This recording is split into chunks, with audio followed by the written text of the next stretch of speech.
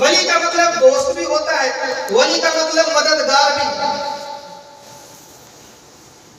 اب ولی دو قسم کے ہیں اور ولایت تین قسم کی ہے۔ ایک ہے ولی تشریعی اور ایک ولی ہوتا ہے تکوینی۔ ولی تشریعی وہ ولی ہوتا ہے کہ جس کے بارے میں رسول پاک صلی اللہ تعالی علیہ وسلم نے فرمایا کہ جہاں پر 40 متقی پرہیزگار لوگ موجود ہوتے ہیں ان میں اللہ تعالیٰ کا ایک ولی ہوتا ہے، وہ ولی تشریعی ہے۔ اور ولی تکوینی وہ ہوتا ہے کہ جہاں جس کو اللہ تعالیٰ چن لیتا ہے، اپنا بنا لیتا ہے، ولایت عطا فرما دیتا ہے، وہ تکوینی ولی اس وقت ہوتا ہے جب اللہ تعالیٰ اس کو عالم پر تصرف عطا فرما دے، وہ تکوینی ولی ہوتا ہے۔ اور ولایت تین قسم کی ہے، پہلی کسبی، دوسری عطائی اور تیسری وہبی۔ یہ وہا با یاد عربی ہے، وہبی، وہابی نہیں ہے، یہ وہبی ہے۔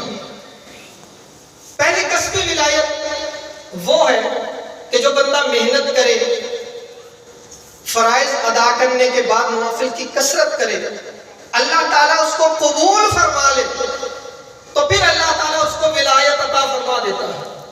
یہ اس نے محنت سے حاصل کی، کسب کیا اس نے، یہ کسبی ولایت ہے۔ دوسری عطائی ولایت کہ جس کو اللہ تعالیٰ عطا فرما دے، وہ ماں کے پیٹ سے مادرزاد ولی پیدا ہو، جیسے حضور غوث اعظم رضی اللہ تعالیٰ عنہ پیدا ہو، یہ عطائی ولایت ہے۔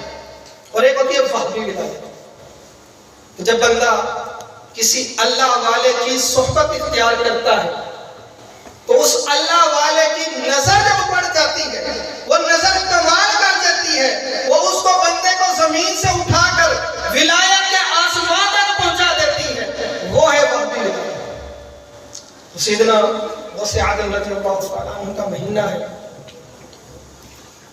ایک ہی کرامت آپ کی عرض کروں گا، زیادہ ٹائم نہیں لوں گا۔ غوث اعظم رضی اللہ تعالیٰ عنہ نے جب اعلان فرمایا نا اپنی ولایت کا، غالباً 18 سال کی عمر میں، تو جب اعلان فرمایا اپنے تو خوش ہوئے، لیکن جو منافقین تھے ان کے دل جل گئے۔ اب وہ منصوبے بنا رہے ہیں، لوگ پہلے کم تھی ان کی ولایتیں، پہلے ان کی کرامات کم تھی، لوگ جانتے ہیں، دور دور سے ملنے کے لیے آتے ہیں، اب انہوں نے اعلان بھی فرما دیا ہے۔ تو اب وہ اس چکر میں پڑ گئے کہ معاذ اللہ غوث اعظم رضی اللہ تعالی عنہ کو ہم تمام مجمع کے سامنے ہم ان کو ذلیل کریں۔ منافق تھے نا، وہ پہلے بھی منافق تھے، جب سرکار نے اعلان فرمایا اس وقت بھی تکلیف ہوئی تھی، جب آپ کے شہزادے نے اعلان فرمایا تو بھی تکلیف ہوئی، بیٹے تو انہی کے ہیں نا۔ تو اب منصوبہ ہو گیا، 40-50 بندے جمع ہو گئے، ایک تو امیر بنا لیا، منصوبہ بنا رہے ہیں کہ چلو جی اب تم مشورے دو، جس کا مشورہ اچھا ہوا اس پہ عمل کر لیا جائے گا۔ سارے اٹھے، سب نے مشورہ، بیٹھ جاؤ تم بھی بیٹھ جاؤ۔ امیر جو بنا ہوا تھا اس نے کہا تیرا مشورہ پسند نہیں آیا، سب نے مشورے دے دیے، کسی کا بھی پسند نہیں آیا، سب کو رد کر دیا امیر نے۔ اب میں تمہیں مشورہ دیتا ہوں، امیر کہنے لگا۔ مشورہ یہ ہے کہ ہم ایک جھوٹا جنازہ تیار کرتے ہیں، ایک جھوٹی میت بناتے ہیں، صبح غوث اعظم رضی اللہ تعالیٰ عنہ کی بارگاہ میں جائیں گے، ان سے عرض کریں گے کہ آ کے جنازہ پڑھا دیں۔ جب وہ آئیں گے اللہ اکبر کہیں گے تو ہمارا جو مردہ ہے وہ مرا تو ہے نہیں، وہ تو جھوٹا ہے۔ اللہ اکبر کہیں گے وہ خود اٹھ کے بیٹھ جائے گا۔ ہم ان کو لوگوں کو کہیں گے لو جی یہ اللہ کے ولی بنے پھرتے ہیں، بڑی ان کی کرامتیں ہیں، ان کو تو یہ بھی نہیں پتا چلا کہ یہ مردہ ہے کہ زندہ، انہوں نے جنازہ پڑھا دیا۔ ہم ان کو رسوا کریں گے مارے۔ اب منصوبہ یہ قبول آ گیا سب، اب جنازہ بھی تیار کرنا ہے، میت بھی رکھنی ہے، میت کس کو رکھے، مسئلہ یہ بن گیا۔ اب امیر صاحب کہنے لگے یہ تم جنازے کے لیے تیار ہو جو میت کے لیے؟ وہ کہنے لگے نانا جی نا، میں تو نہیں تیار ہوں گا، میں تو جانتا ہوں غوث اعظم رضی اللہ تعالیٰ عنہ کو، تم کیسے کہہ سکتے ہو، میں تو مرنا نہیں چاہتا ابھی۔ وہ صحیح ہے، غوث اعظم رضی اللہ تعالیٰ عنہ اگر وہ زندہ کا بھی جنازہ پڑھا دے گا تو وہ دوبارہ اٹھے گا۔ تو جانتے تھے میں ایسا نہیں کروں گا. سب نے انکار کر دیا. اب باری آ گئی امیر صاحب کی طرف.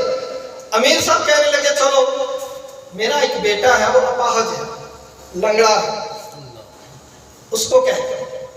اب بیٹے کو کہنے لگا, جب بیٹے کو کہا بیٹا تم نے میت بننا ہے, جھوٹی میت بننا ہے, جب غوث اعظم اللہ اکبر کہیں گے تو اٹھ کے بیٹھ جانا, تو ہم نے تو ڈرامہ ہی کرنا ہے. وہ کہنے لگا اب میری قربانی دینی ہے, آپ کو نہیں پتا کتنے بڑے اللہ کے ولی ہیں. خیر اس نے کہا کہ جب باپ کی عزت کے لیے میں یہ میت بن جاتا ہوں, جھوٹی میت بن جاتا ہوں. اب اس کو جھوٹی میت کو وہ جنازہ تیار کر لیا. غوث اعظم رضی اللہ تعالیٰ عنہ کی بارگاہ میں گئے, ہاتھ جوڑ کے عرض کرنے لگے حضور آپ ولیوں کے سلطان ہیں, ولیوں کے سردار ہیں, آپ بڑے مشہور ہیں, آپ کی بے شمار کرامات ہیں. جو منافق ایسے ہی کام کرتا ہے نا, تو آپ ہماری ایک فوتگی ہوگی, آپ نے جنازہ پڑھا ہے. غوث اعظم رضی اللہ تعالیٰ فرمایا ٹھیک ہے نماز ظہر کے بعد میں ہوں. اب انتظار ہو رہا ہے غوث اعظم رضی اللہ تعالیٰ عنہ. پورے شہر میں اس نے شور ڈال دیا کہ ولیوں کے سردار غوث اعظم رضی اللہ تعالیٰ عنہ تشریف لا رہے ہیں. لوگ جمع شروع ہو گئے, جمع خفیر جمع ہو گیا. غوث اعظم رضی اللہ تعالیٰ عنہ تشریف لائے. اب جو پیدائشی ولی ہوں, جو بیان کے دوران یہودی کے دل کے خیال کو بھی جان لے, وہ یہ نہ جانیں گے, وہ یہ نہ سمجھیں گے کہ میت کیسی ہے. غوث اعظم جان گئے تھے وہ رسول پاک علیہ السلام کی آل پاک تھے.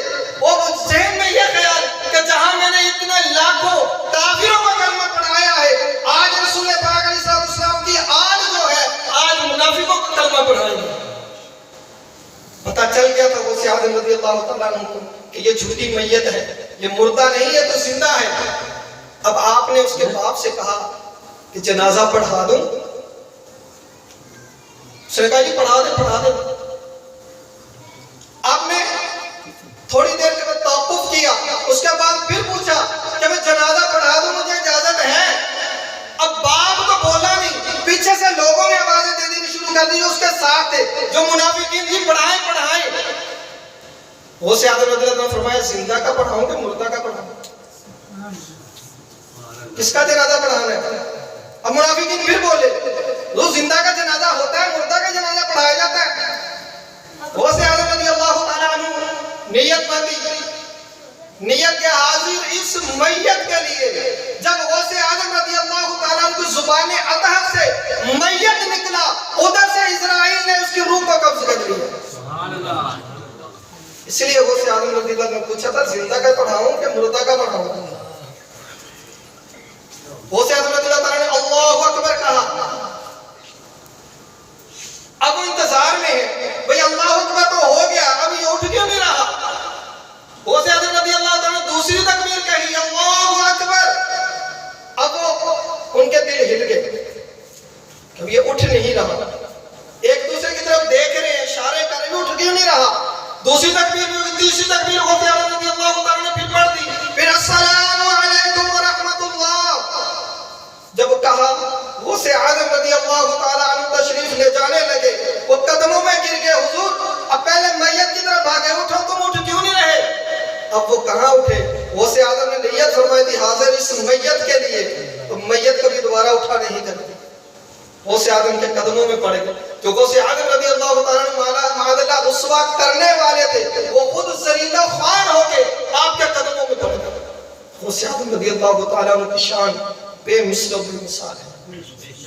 اور غوث اعظم رضی اللہ تعالیٰ فرماتے ہیں کوئی اس وقت تک میرا ذکر نہیں کر سکتا جب تک میں اس کو اجازت نہ دوں. یہ غوث اعظم رضی اللہ تعالیٰ عنہ کا فضل ہے, ان کا کرم ہے کہ انہوں نے ہم جیسے گناہگاروں کو اپنا ذکر کرنے کی اجازت عطا فرمائی. اللہ تعالیٰ میری اور آپ کی حاضری کو قبول منظور فرمائے.